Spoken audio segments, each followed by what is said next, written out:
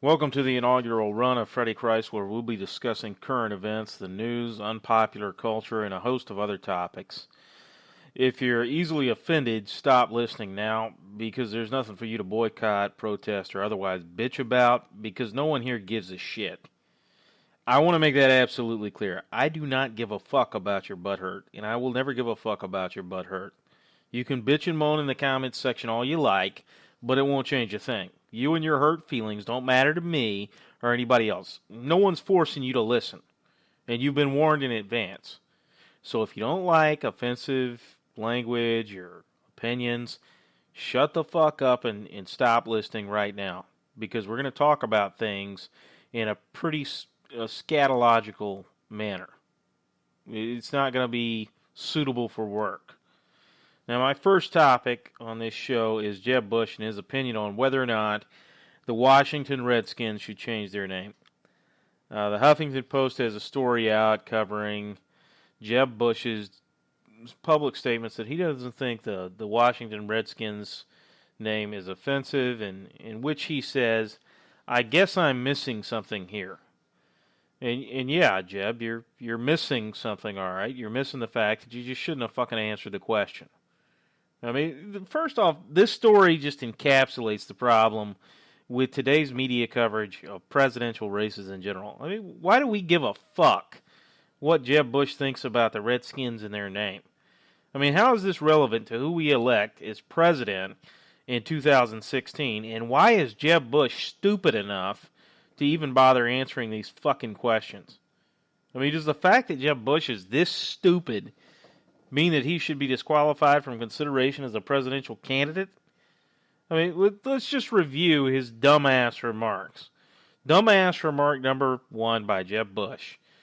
He'll give black people more than just free stuff. Dumbass remark number 2.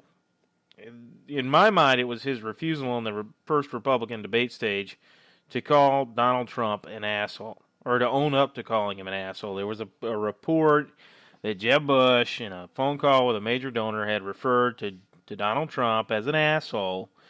But when he got up on the stage and he was asked about it in the first debate, he denied calling Donald Trump an asshole. And my problem with that is, Donald Trump is an asshole. Like, he deserves to be called an asshole, especially by Jeb Bush. I mean, Donald Trump previously talked about Jeb Bush's wife as the basis for Jeb's position on immigration policy, which is why Jeb Bush had every right to call Donald Trump an asshole to a donor or a supporter or whoever the hell he wanted to call him an asshole to. He should have called him an asshole on the stage that night. But he didn't do it. And that's his dumbass remark number 2. The failure to call Donald Trump an asshole. Dumbass remark number 3 is the present set of remarks before us that we're reviewing on this show, expressing any opinion at all on the Washington Redskins and their name. I mean, seriously, the thing that matters, the only thing that matters going forward in 2016 and afterwards, is the U.S. economy.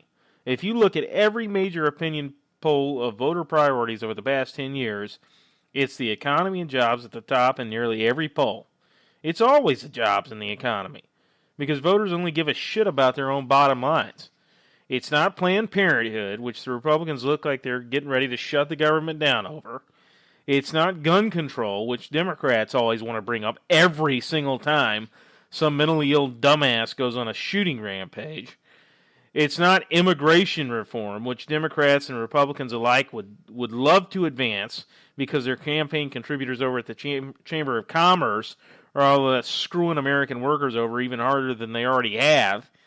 Seriously, read the actual Schumer bill and realize that Democrats wrote in serfdom for illegals who get on a path to citizenship. I mean, employers can still treat illegal labor like illegal labor, only they don't have to worry about ICE raiding their businesses and fining them. They don't have to worry about that shit. And Democrats don't give a shit about illegal aliens. There's a big myth that Democrats are on the side of illegal aliens. They want to provide them a path to citizenship and everything else. That's complete bullshit.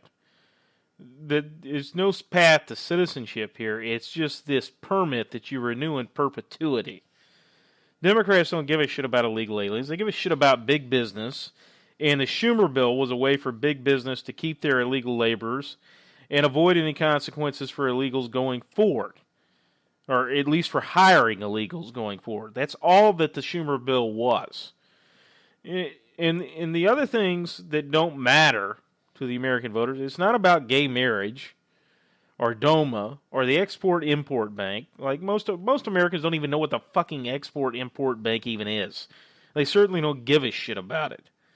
It's not about repealing Obamacare in the House for the umpteenth time. It's not any of the other shit that Democrats and Republicans spend all their time bitching and bickering with each other about. It isn't any of that shit. It's jobs and the economy, period. And it's certainly not the Washington Redskins name. Like, nobody who counts gives a shit about the Washington Redskins in their name. You know who gives a shit about the Washington Redskins in their name? There are these jobless bums who don't give a shit about doing any real work or getting a real job, and they walk around calling themselves activists, and they look for a reason to moan and bitch and be offended by everything. That's what an activist is. They don't add any value to the equation. Real people who have jobs and who have actual lives, they're too fucking busy trying to make money and work for a living to give a shit about the Washington Redskins in their name. Real fucking people don't have time to spend crying about the Washington Redskins. There are these dumbass, good-for-nothing, useless so-called activists who have the time to waste on this. I mean, of all the fucking things afflicting Native Americans today, of all the social ills that confront Native American communities, from alcoholism to unemployment to overwhelming historical injustices that have concrete, tangible effects on the health and well-being of Native Americans to this day, these activists have decided that fighting a football team over its fucking name is the cause of paramount importance. That's what we need to make progress on. The Washington Redskins name. That's what we should stake everything on. Because that's what matters. That's what's going to make the lives of Native Americans better going forward. If we do something about the Washington Redskins and their name. I mean, instead of making any of these points in rebuttal, Jeb Bush had to go be Mr. Milquetoast again and participate in a game that he can't win. And you know why he can't win? Because the game is rigged against him. No matter what the fuck he says, he's going to lose. If he goes on record as opposing the Redskins' name, he looks like a guy who's surrendering to the forces of political correctness. If he supports the Redskins' name, he plays right into this narrative that the left has that support or indifference to the Redskins issue is tantamount to racism. And he's going to get labeled as a fucking racist over a football team's name that he has nothing to do with. Jeb Bush didn't name the Redskins. He doesn't own the Redskins. He's not a Redskins season ticket holder. His opinion isn't relevant to the issue at all. And there's no way for him to win this discussion. None. The correct answer for Jeb Bush would have been to just go off on the person asking him the question. I'm sorry, I'm running for president. What the hell does your question have to do with my qualification for that office? And that's a rhetorical question. We all know your question doesn't have anything to do with my qualifications for the White House or the presidency. I will be dealing with actual fucking real-world problems if I'm elected to the presidency, and I will not have either the time or the inclination to stop everything and deal with the Redskins when ISIS is taking over the Middle East and crucifying people and raping young girls. I mean, I realize that you think that the Redskins name matters, and it's the most important issue that I and any other presidential candidate could express an opinion on, but I have a different perspective on what my priorities ought to be, and I think most average people do. So sit the fuck down and shut the fuck up and stop asking me dumbass questions. But Jeb Bush is never going to go off. He can't bring himself to do it. He needs to do it. He needs to just fucking unleash one time. One time is all it would take, because he never loses it. That's the power of somebody like Jeb Bush letting it rip. It would have so much more impact coming from him, of all people, than it would from someone like Donald Trump, who goes off all the time. Jeb Bush needs to get angry. He needs to show some of his dad's pissed off side. He needs to channel his brother's asshole mode. He needs to get down on his knees and bow his head in the direction of Wyoming and channel the Dark Lord Dick Cheney and let the evil course through him. He needs to do it for himself, for his candidacy, and for America as a country. I don't like some of the things Jeb Bush has done, but he's not this pathetic liberal Republican he's being painted as.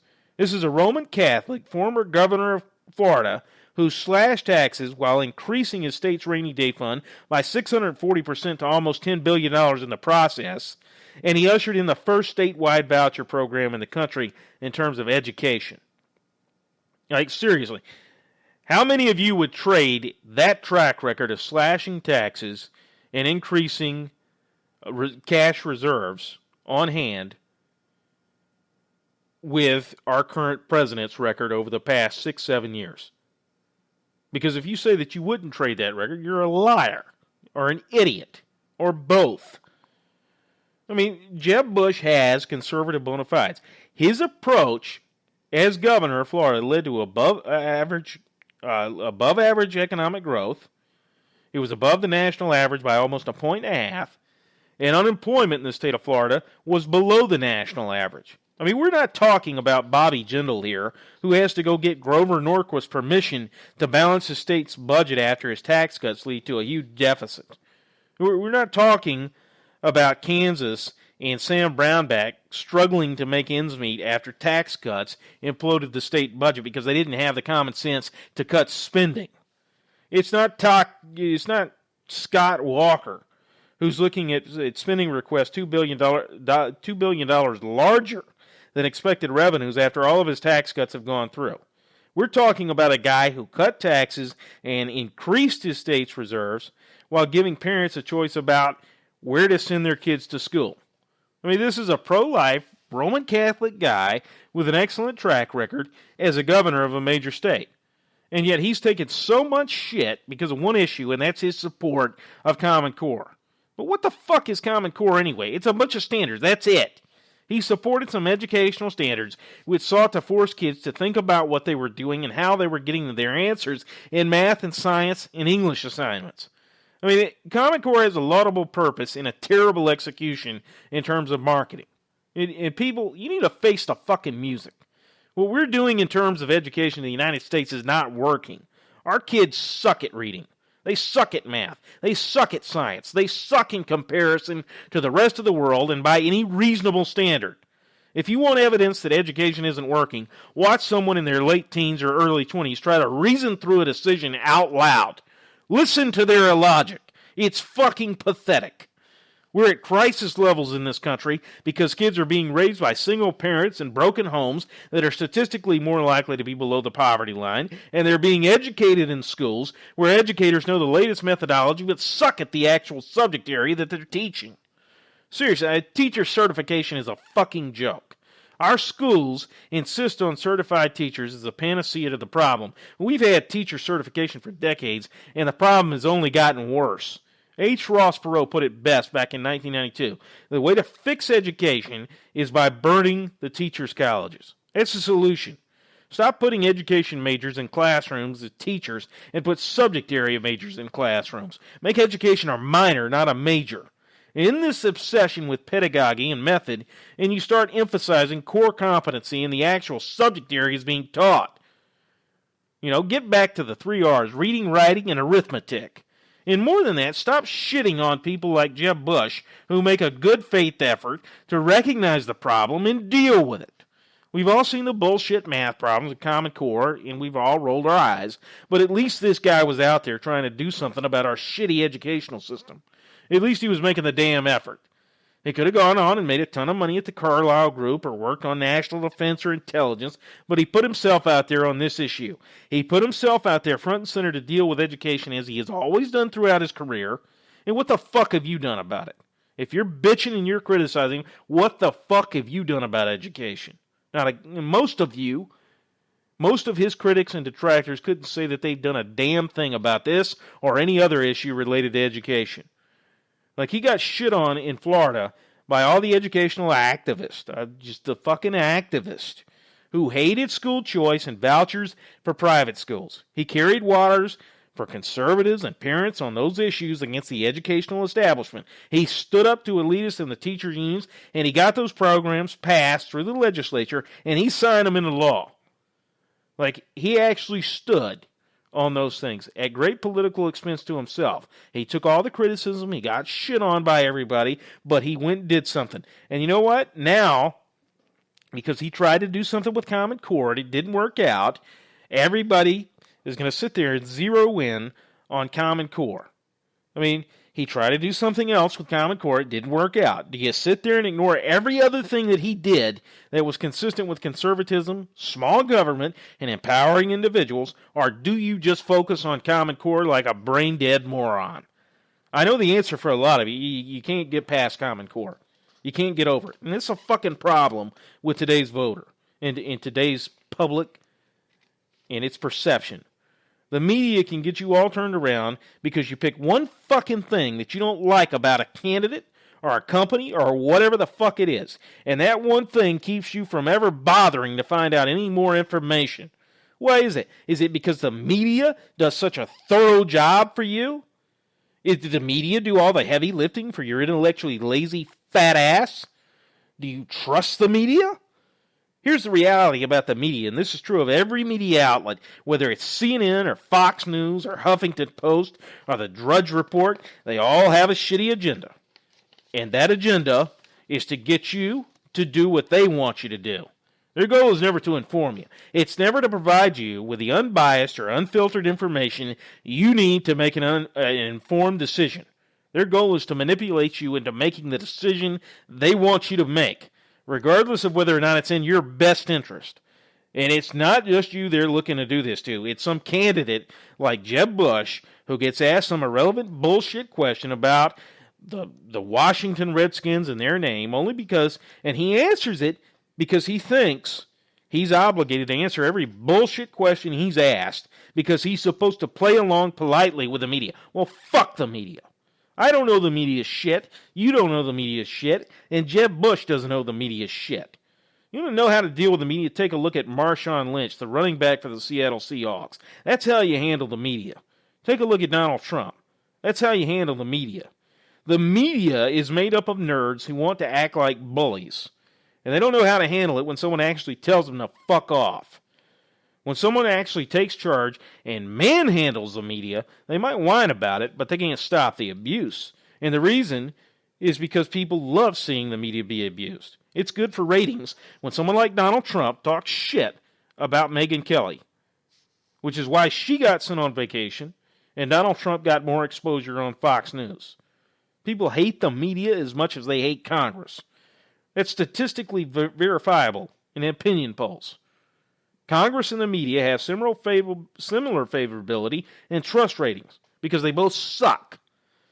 They're both focused on everything but what the public actually wants them to prioritize because they think it's their job to tell you what to care about as opposed to listening to what you've told them their priorities ought to be. That's why our media is obsessed over Planned Parenthood and gun control and gay marriage and immigration reform instead of jobs and the economy, when over 90 million Americans are out of the workforce. That's why we got to talk about Jeb Bush's opinion on the Washington Redskins and their name. It's bullshit, and the media should be called on their bullshit, but it won't ever be because Jeb Bush and others like him don't have the guts to do it. That's the show for today.